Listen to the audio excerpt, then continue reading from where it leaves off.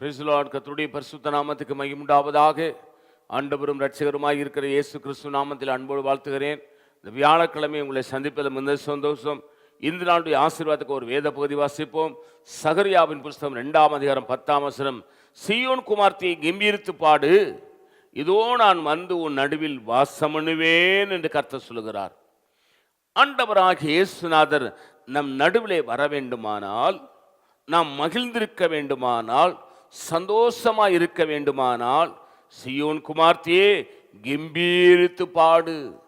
இயேசுவை பாடி துதித்து ஆராதிக்க வேண்டும். அப்படி செய்யும் பொழுது அவர் உங்கள் நடுவிலே வந்து வாசம் பண்ணுவேன் என்று கர்த்தர் சொல்லுகிறார்.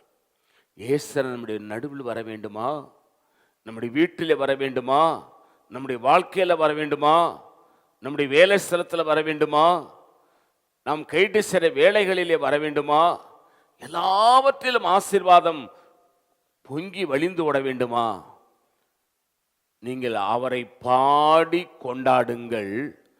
அவர் உங்கள் நடுவிலே வந்து வாசம் பண்ணுவார். நான் உங்களுக்கு ஆட்சேபிக்கிறேன். பரிசுத்த பிதாவே, நீங்களோடு பேசின நல்ல வார்த்தைகளுக்கு ஸ்தோத்திரம்.